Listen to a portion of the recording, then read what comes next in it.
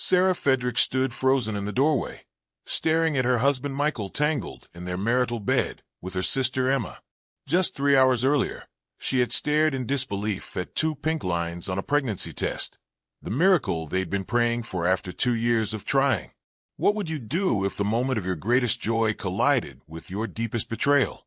If you've ever had your world turned upside down in a single moment, hit that subscribe button and join our community of survivors and thrivers. Sarah Fedrick had always been the responsible one. As a pediatric nurse at Memorial Hospital, she was known for her gentle touch and unwavering dedication. Children would ask for Nurse Sarah by name, drawn to her warm smile and the watercolor animal stickers she painted herself for brave patients. "You're a natural with kids," her colleagues would say, unaware of the quiet ache that followed her home each night. Sarah and Michael had met 6 years earlier at a fundraiser for at-risk youth. Michael, a history teacher who coached basketball at the local high school, had been there with his team of boys, teenagers from difficult backgrounds who'd found direction through his mentorship. "Those kids look at you like you're their hero," Sarah had told him that night. "I'm just trying to be the adult I needed when I was their age," Michael had replied, and in that moment, something clicked between them. Their courtship had been a whirlwind. Weekend hikes, impromptu road trips, and long conversations about the families they hoped to build. Michael had proposed after just 8 months, beneath a meteor shower they'd driven 2 hours to see. "I want to spend every celestial event for the rest of my life with you," he'd said, and Sarah had believed him with every fiber of her being. The first year of marriage had been blissful. They'd bought a modest 3-bedroom home, painted the smallest room a gentle yellow, a neutral color, Sarah had insisted, for when the time comes. They'd planted a garden, adopted a rescue dog named Baxter, and hosted Sunday dinners for friends and family, including Emma, Sarah's younger sister. Emma Fedrick was everything Sarah wasn't: spontaneous, artistic, and unapologetically free-spirited. As a wedding photographer, she traveled constantly, capturing other people's happily ever-afters while maintaining a careful distance from commitment herself. "I don't know how you do it, sis," Emma would say during her visits. "The same person, the same place, forever? I'd suffocate." But Sarah had never felt suffocated with Michael, until they started trying for a baby. Month after month, negative tests piled up.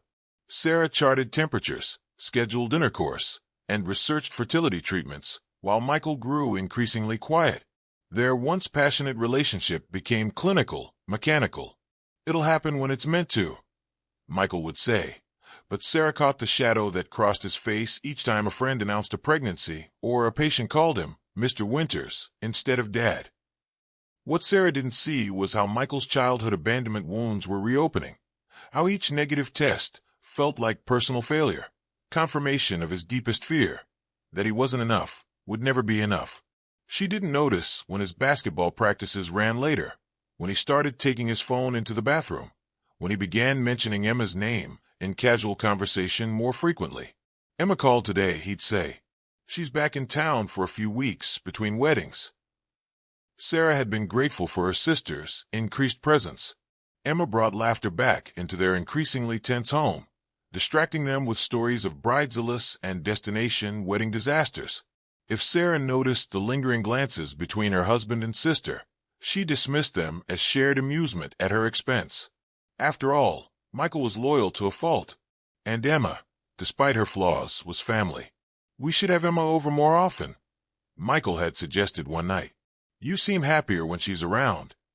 Sarah had agreed, never suspecting that her sister had become her husband's confidant, the person he turned to with fears he couldn't share with his wife, never imagining that emotional intimacy would evolve into something more destructive, never dreaming that after 2 years of heartbreak and hope, the day her prayers were finally answered would also be the day her world fell apart. The morning had started like any other. Sarah had risen at 5:30, showered, and dressed for her early shift at the hospital. Michael had still been asleep. He'd come home late from what he'd called a staff meeting the night before. She'd kissed his forehead before leaving, inhaling the familiar scent of a shampoo, completely unaware that everything was about to change. It was during her break, sitting alone in the hospital cafeteria, that Sarah remembered she was late. Not dramatically so, Just 4 days. But after years of tracking her cycle with military precision, even a day's deviation was noteworthy. It's probably stress, she told herself. But something made her stop by the pharmacy on her way back to the pediatric ward. The test had sat in her locker for 3 hours before she found the courage to use it. When the second line appeared, faint but unmistakable, Sarah had stared in disbelief, waiting for it to disappear. When it didn't, she'd taken a photo as proof, certain she was hallucinating. "I need to go home," she told her supervisor, her voice shaking. "Family emergency." The drive home had been a blur of tears and laughter. She'd called her mother, but hung up before the call connected, wanting Michael to be the first to know. She'd stopped at a red light and impulsively ordered a custom cake. "We're pregnant," written in blue and pink frosting, for pickup later that afternoon. Sarah had been so consumed with joy that she barely registered Emma's silver Volkswagen in their driveway. Even better, she'd thought. They can both share this moment. The house had been quiet when she entered. Too quiet. Baxter, usually bounding to the door, was nowhere to be seen. Sarah had called out, her voice echoing through the empty living room. "Michael, Emma, I'm home early." No response. She'd checked the kitchen, the back patio, even the basement before making her way upstairs. The bedroom door had been closed, unusual for midday, and she'd heard it then. Muffled laughter, a whispered shoo, the unmistakable creak of their mattress. Sarah had stood outside that door for what felt like eternity, pregnancy test clutched in her trembling hand, as the truth crystallized with devastating clarity. When she finally pushed the door open, time seemed to stop. Michael scrambled to cover himself, his face draining of color. "Sarah, this isn't." "Don't." She cut him off, her voice unnervingly steady. "Don't you dare say this isn't what it looks like." Emma had been crying instantly, pulling sheets around her naked body, mascara streaming down her face. "Sarah, I'm so sorry, we never meant." "How long?" Sarah had asked, her gaze fixed on a point on the wall, unable to look at either of them. The silence had stretched between them, thick and suffocating. 6 months, Michael had finally admitted. 6 months. Half a year of lies. Dozens of nights she'd worked late shifts while they'd been together. Countless moments she'd confided her fertility fears to both of them separately, never suspecting they were discussing her behind her back. Sarah had nodded, processing this information with strange detachment, as though it were happening to someone else. Then, with deliberate calm, she'd placed the pregnancy test on the dresser. "Congratulations," she'd said flatly. "I'm pregnant." The shock on their faces might have been satisfying under different circumstances. Michael had reached for her, stumbling out of bed with the sheet wrapped around his waist. "Sarah, please, we can work through this."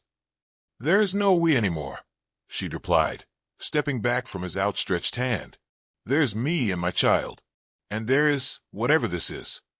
She gestured between them, her wedding ring catching the afternoon light. "Sarah, you can't just—" Emma had started. "I can and I will," Sarah had interrupted, slipping her ring off and placing it beside the pregnancy test. "I want both of you out of my house within the hour. I'll be staying at a hotel tonight. Tomorrow, I'll be contacting a divorce attorney. Don't call me. Don't text me. Consider yourselves dead to me." The strange calm had carried her through packing an overnight bag, canceling the celebratory cake order, and checking into a hotel across town. It wasn't until she was alone, door locked and chain secured, that the full weight of the day crashed over her. Sarah had curled around her still flat stomach, protecting the tiny life inside her as she shattered into pieces, wondering how the best and worst news of her life could possibly have arrived on the same day. The divorce proceedings moved with unprecedented speed. Sarah's lawyer, a formidable woman named Diane, who specialized in scorched earth exits, as she called them, had been impressed by her client's clarity. "Most people waffle," Diane had observed during their first meeting. "You're the most decisive betrayed spouse I've ever represented." "I had 2 revelations in one day," Sarah had replied, hands resting protectively over her still flat stomach. "I'm going to be a mother, and I'm no longer going to be a wife." Both became clear in the same moment. Within 3 weeks, Sarah had secured a temporary separation agreement that gave her exclusive use of their home while Michael stayed with a friend.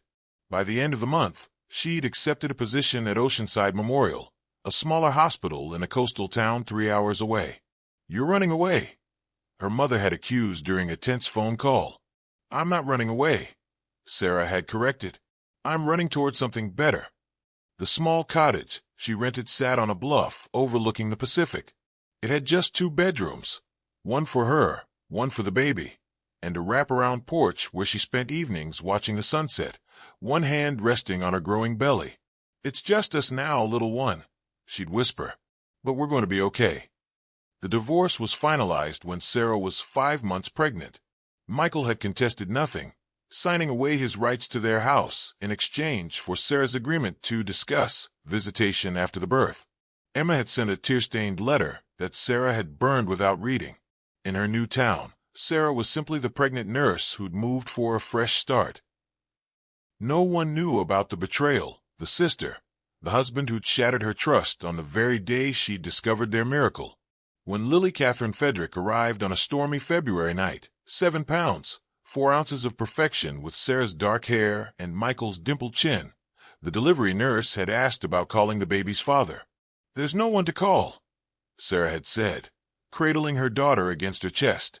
"It's just us." But the isolation that had felt protective during pregnancy became suffocating during those early months of motherhood. The 3 a.m. feedings, the colic that kept Lily crying for hours, the bone-deep exhaustion that made simple tasks feel insurmountable. All of it was harder without support. It was her pediatrician who'd suggested the single-parent support group. "You're doing amazingly," Dr. Chen had assured her during Lily's 2-month checkup. "But even superheroes need backup sometimes." Sarah had resisted for weeks, making excuses about Lily's schedule and her own exhaustion. The truth was, she'd grown comfortable in her isolation, safe in a world where no one could hurt her because no one could get close. When she finally attended, it was out of desperation after a week of Lily refusing to sleep more than 40 minutes at a stretch. Sarah had arrived late, hair unwashed, wearing yoga pants stained with spit-up, a screaming Lily strapped to her chest. "I'm sorry," she'd whispered, backing toward the door as heads turned. "This was a mistake." That's when Ethan Rivera had approached, his movements so quiet she hadn't noticed until he was beside her. "May I?" he'd asked, gesturing to Lily. Something in his gentle confidence had made Sarah nod, allowing the stranger to take her precious daughter. Ethan had cradled Lily with practiced ease, humming a low melody while gently bouncing. Within minutes, Lily's cries had softened to whimpers, then ceased entirely as her heavy eyelids drooped. "How did you?" Sarah had begun, astonished. "I had a colicky daughter," he'd explained, his smile tinged with something Sarah would later recognize as grief. Some skills you never forget. That night, Sarah had learned 2 things. That Dr. Ethan Rivera had lost his wife to cancer when their daughter was just 2, and that she wasn't the only one rebuilding a life from ashes. The support group became her lifeline. Tuesday evenings in the community center basement, sharing struggles and small victories, with other parents navigating solo journeys. Sarah found herself looking forward to these gatherings, particularly to Ethan's quiet wisdom and the way he always saved her a cup of the decent coffee he brought from home. "The stuff they serve here could strip paint," he'd joke, sliding a steaming mug toward her. As winter melted into spring, Sarah established a new rhythm. Mornings at the hospital, afternoons with Lily, evenings on the porch watching the ocean. The divorce papers gathered dust in a drawer. The betrayal, while not forgotten, began to lose its sharp edges. Then came the group beach day in May, when Sarah had spotted a couple walking hand in hand along the shore, the woman's laugh carrying on the breeze, the man leaning down to kiss her temple, and suddenly couldn't breathe. She'd stumbled behind a dune, gasping for air, certain she was dying, until Ethan found her, recognition flashing in his eyes as he sat beside her without touching. "Count with me," he'd instructed calmly. 5 things you can see. Sand, she'd managed between gasps. Sky, seagull, your shoes, my hands. 4 things you can touch. They continued until her breathing steadied, the panic receding like the tide. After Lisa died, Ethan had said quietly, I had attacks like that whenever I saw parents with young children. Happy families. What should have been my future? Does it ever stop hurting? Sarah had asked. The pain changes shape, he'd replied. Eventually, it makes room for other feelings to exist alongside it. That day marked a turning point. Sarah began to see her new life not as a consolation prize, but as something intentionally built, brick by brick, choice by choice. And somewhere between Lily's first tooth and her first tentative crawl, Sarah realized she'd created something precious from the wreckage of her past. Something that, against all odds, felt like hope.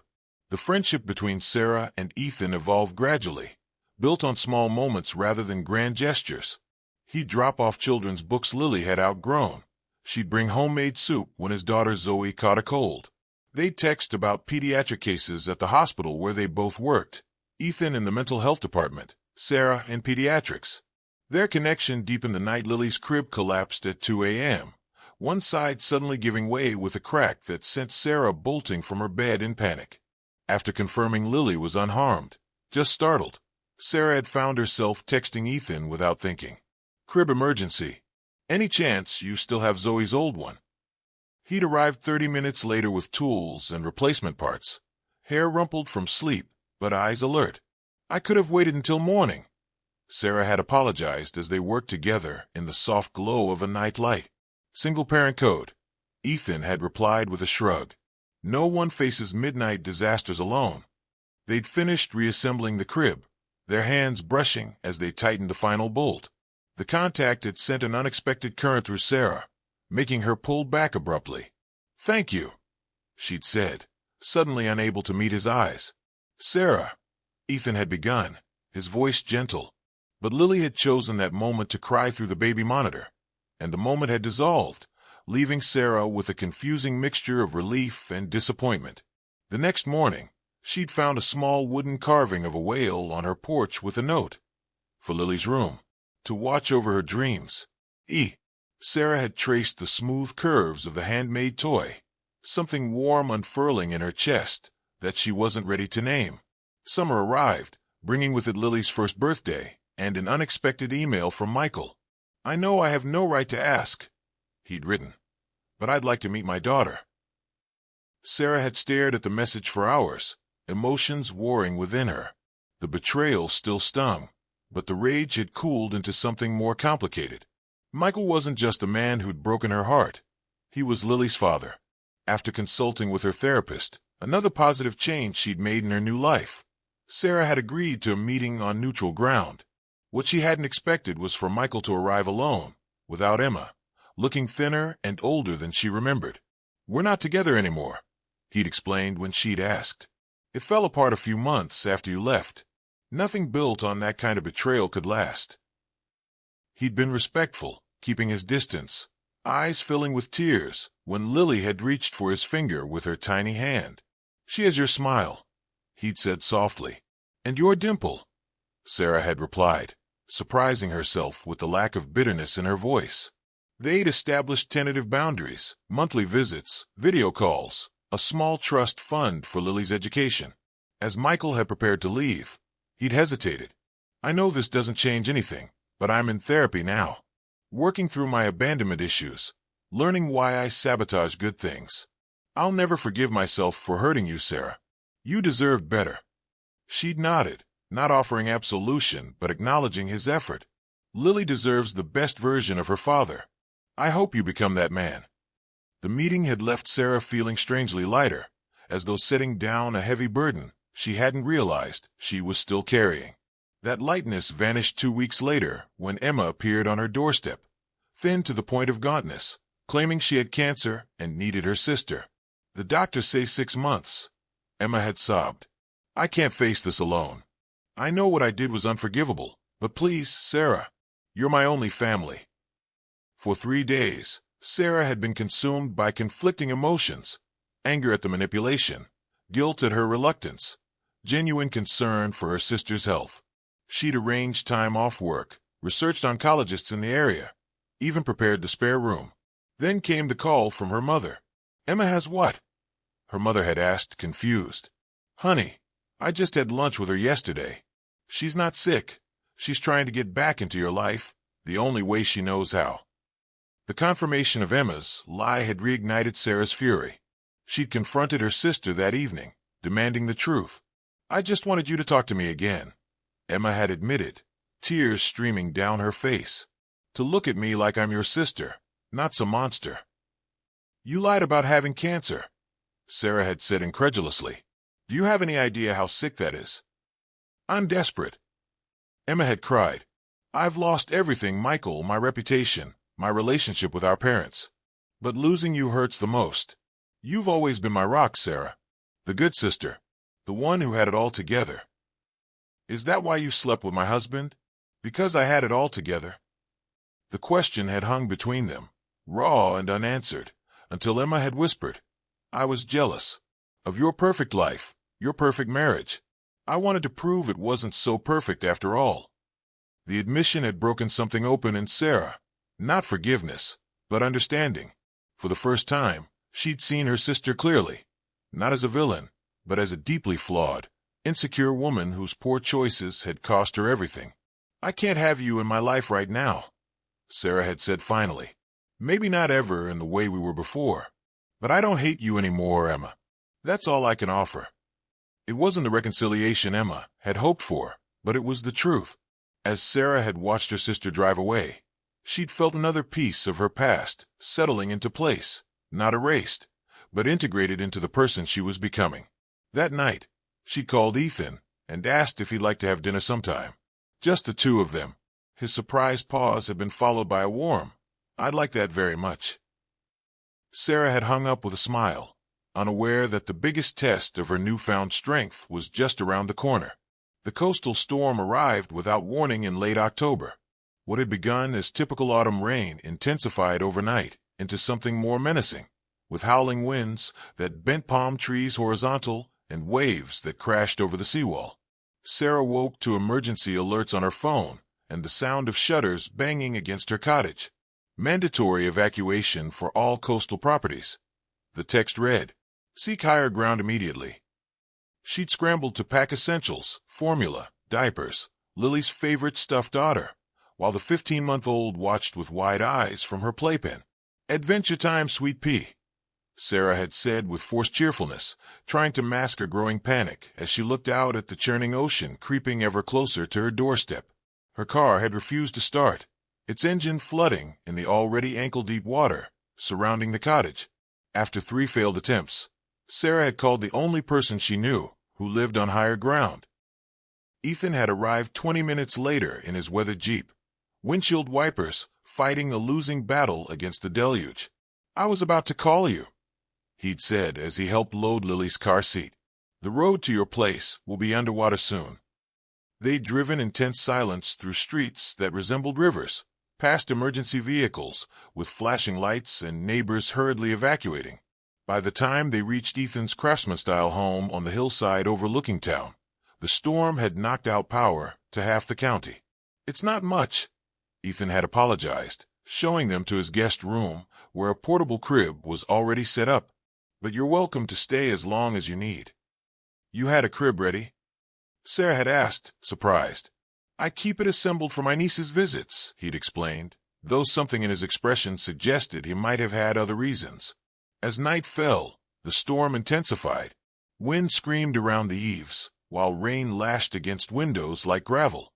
The power flickered once, twice, then died completely, plunging the house into darkness.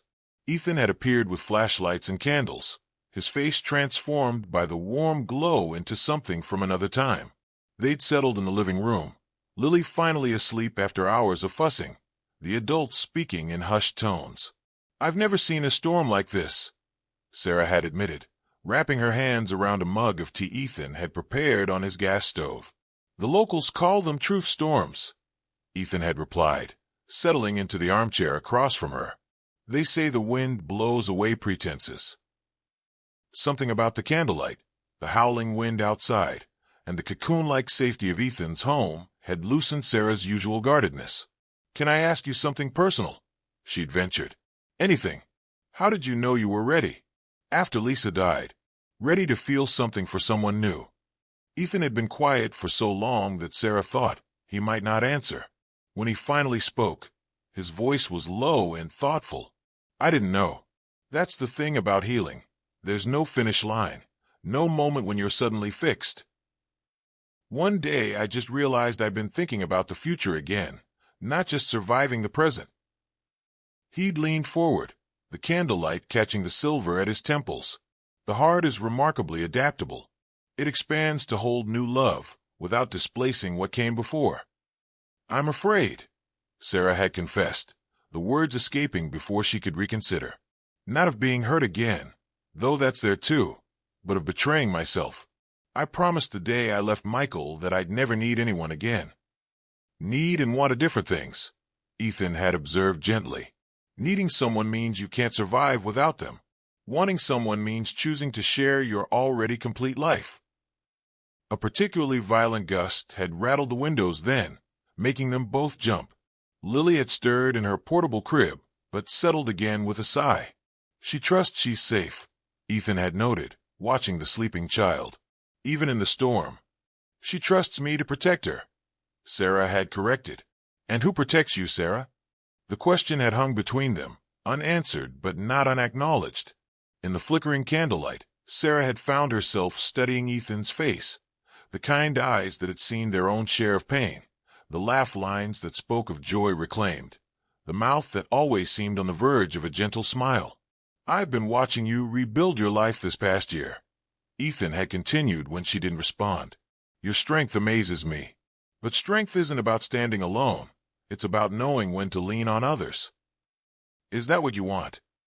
Sarah had asked, her voice barely audible above the storm. "For me to lean on you? What I want," Ethan had said carefully, "is for you to know that you can, that I'm here, not to rescue you. You've proven you don't need rescuing, but to stand beside you, in storms literal and metaphorical." The power had chosen that moment to return, lights blazing suddenly and breaking the intimate atmosphere. They'd both blinked in the harsh brightness, the spell of candlelight confessions broken. "I should check on Lily," Sarah had murmured, rising quickly. "Of course," Ethan had nodded, disappointment flashing briefly across his features. But as Sarah had reached the doorway, she'd paused, turning back to find him watching her. "Thank you," she'd said softly. "Not just for the shelter." "Anytime," he'd replied, the simple words somehow carrying the weight of a promise. That night, lying awake in Ethan's guest room, with Lily breathing softly in the portable crib beside her, Sarah had realized something profound. The walls she'd built to protect herself after Michael's betrayal had served their purpose. They'd given her time to heal, to rediscover her strength. But walls that protect also isolate. And perhaps, just perhaps, it was time to consider opening a door. The storm had raged for 3 more days, forcing Sarah and Lily to remain at Ethan's home longer than anticipated.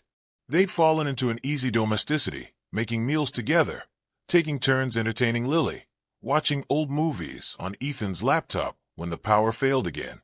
On the final evening, after Lily had been put to bed, they'd stood on Ethan's covered porch watching the storm finally begin to subside.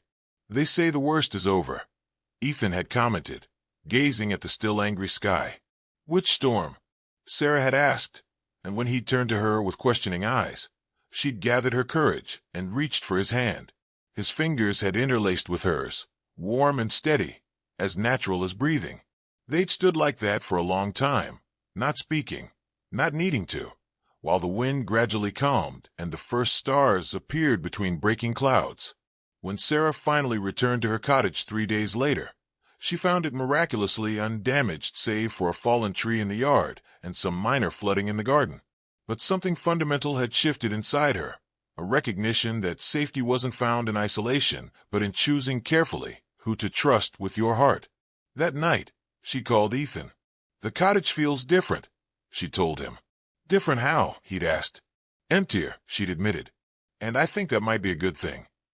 1 year to the day after discovering Michael's betrayal, Sarah agreed to meet him and Emma together at a cafe halfway between their towns. Michael had been requesting this meeting for months, insisting there were things that needed to be said face to face. "Are you sure you want to do this alone?" Ethan had asked that morning, concern evident in his voice as he helped load Lily's car seat into Sarah's vehicle. Their relationship had progressed slowly over the past months. Dinners, walks on the beach, quiet evenings together after Lily was asleep, but neither had rushed to define what was growing between them. "I need to," Sarah had replied, squeezing his hand. "For me, not for them." The cafe had been Sarah's choice, neutral territory with the comfort of witnesses. She'd arrived first, selecting a corner table with clear sight lines to the exit, Lily contentedly playing with plastic keys in her stroller. Michael and Emma had arrived together, but not as a couple. That much was immediately clear from their body language as they approached the table. Emma looked healthier than during her fake cancer visit, her hair cut short in a style that suited her. Michael appeared more like his old self, though a new seriousness lined his face. "Thank you for agreeing to this," Michael had begun after awkward greetings and cooing over Lily, who regarded these strangers with suspicious eyes. "I'm not here for reconciliation," Sarah had stated firmly. "I'm here to establish boundaries for Lily's sake." "We understand," Emma had said quietly.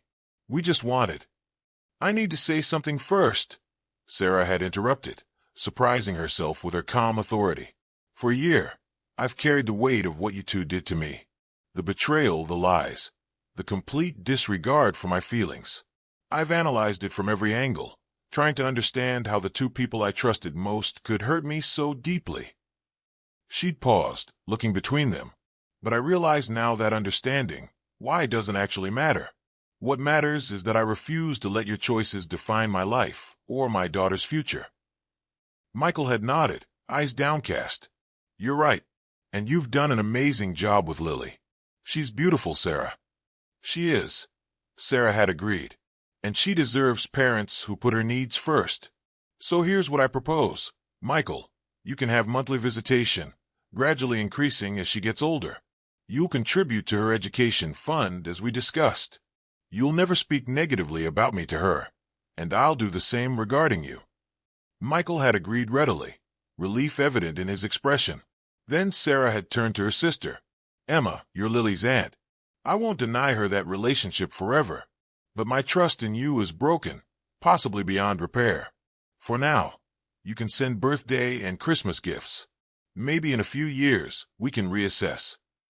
Emma had wiped away tears, but nodded. "That's more than I deserve. Thank you." "I'm not doing it for you," Sarah had clarified. "I'm doing it for Lily and for myself. Carrying anger is exhausting, and I have better ways to spend my energy." They'd spent another hour discussing practical matters, schedules, boundaries, expectations. As the meeting concluded, Michael had hesitated before asking, "Are you happy, Sarah?" Truly, the question had caught her off guard, but her answer came without hesitation. "I'm building a life I love," she'd said simply, "with people who deserve my trust." As Michael and Emma had walked away, Sarah had experienced a profound sense of closure. The sight of them together no longer triggered pain or rage, just a distant acknowledgement of a chapter ended. Gathering Lily and her belongings, Sarah had stepped outside the cafe into the bright afternoon sunshine. Across the street, parked under a flowering jacaranda tree, was Ethan's Jeep. He hadn't come inside or tried to intervene. He'd simply been there, reading a book behind the wheel, present but respectful of her independence.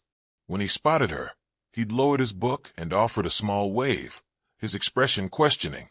In that moment, watching him wait patiently across the street, Sarah had recognized what real love looked like.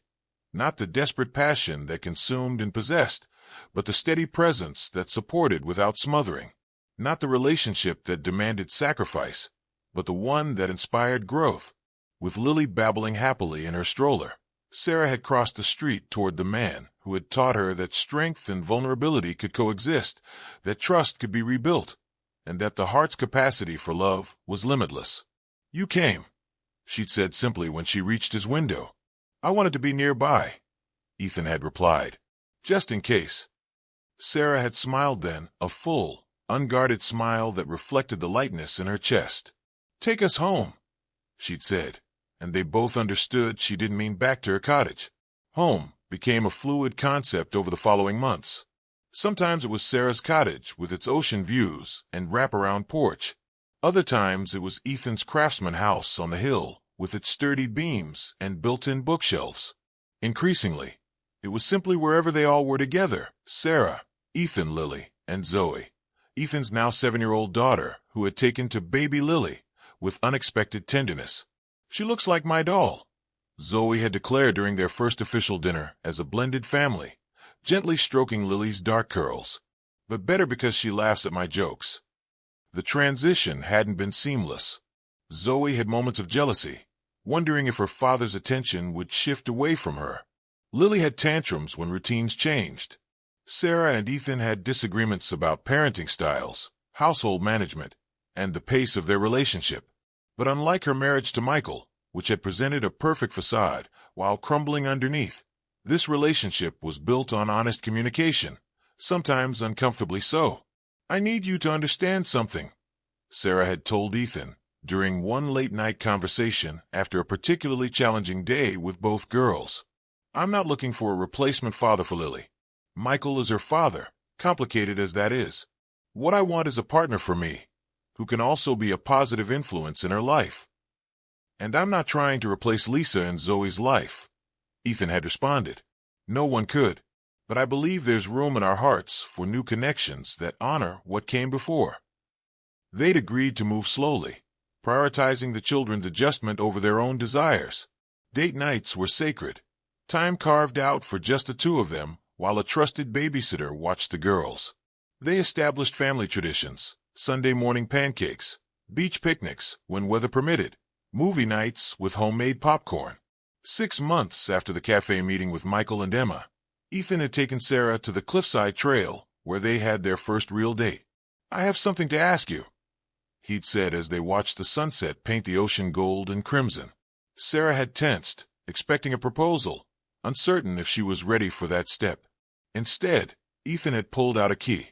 "I'm not asking for marriage," he'd clarified, reading her expression. "Not yet. But I am asking if you and Lily would consider moving in with us. Officially. Permanently. You want us to live together?" Sarah had asked, surprised by the wave of relief and excitement that washed over her. "I want us to build a home together," Ethan had corrected. "A real one, with arguments about whose turn it is to do dishes and family meetings to decide on vacation destinations. I want Lily to have her own room that isn't a guest room, and I want to fall asleep beside you every night, knowing we're building something that honors our pasts while creating a new future." Sarah had taken the key, turning it over in her palm, feeling its weight and possibility. "What would we call ourselves?" she'd asked. "We're not married, not engaged. Boyfriend and girlfriend seem ridiculous at our age. How about family?" Ethan had suggested. "A family of choice." The term had resonated deeply with Sarah. A family of choice, not defined by blood or legal documents, but by daily decisions to show up, to care, to remain. "Yes," she'd said simply, closing her fingers around the key. "Let's build a home." They'd moved into Ethan's house, which had more space for the children, but incorporated elements from Sarah's cottage, her grandmother's quilt, the watercolor paintings she created during late-night feeding sessions with Lily, the wind chimes that sang with every ocean breeze.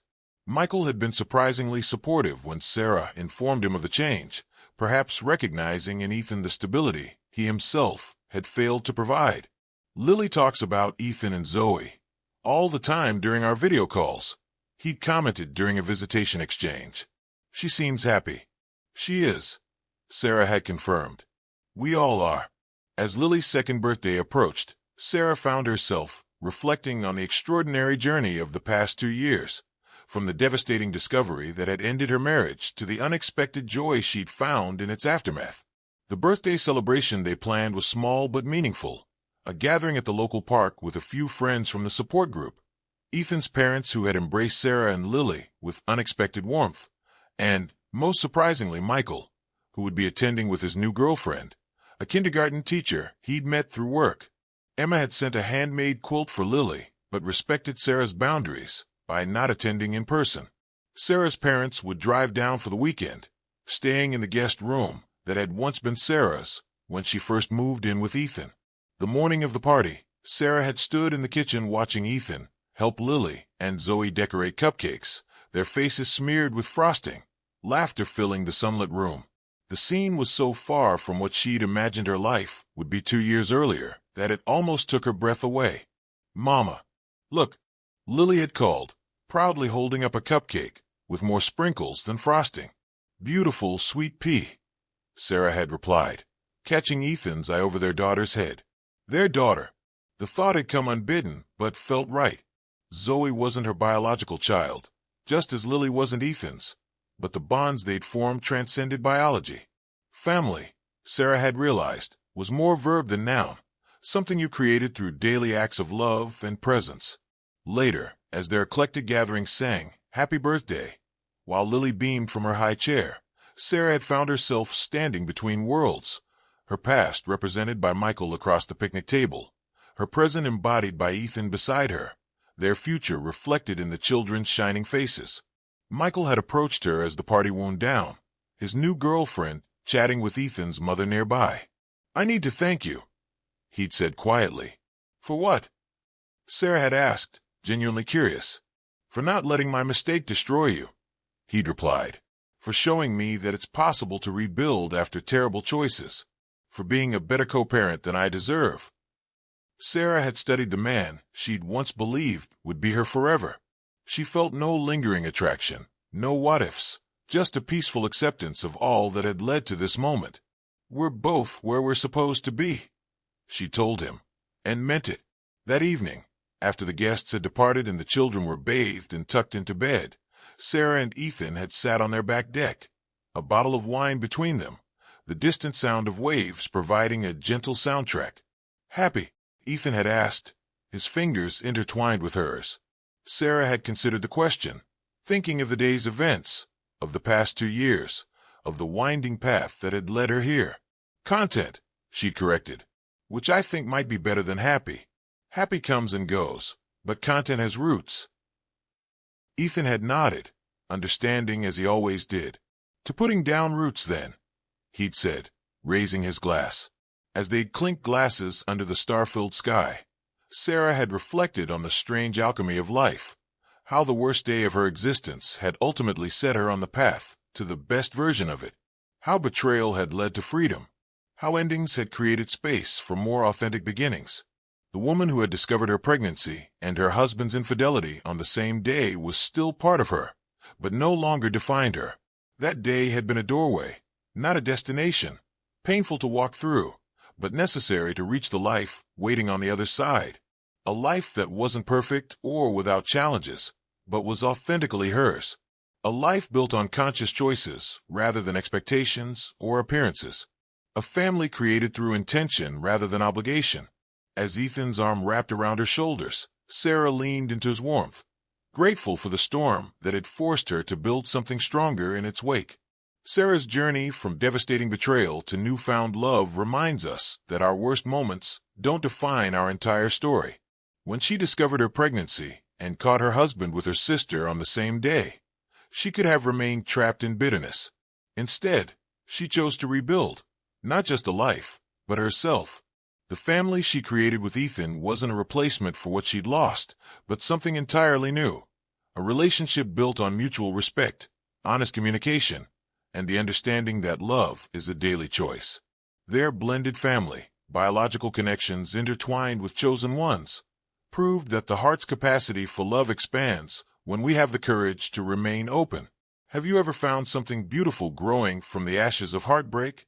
If this story touched your heart, give it a thumbs up and share it with someone who needs to hear that their worst day doesn't define their whole story. For more stories of love, resilience, and second chances, subscribe to Zenith Inspiring Stories and join our community.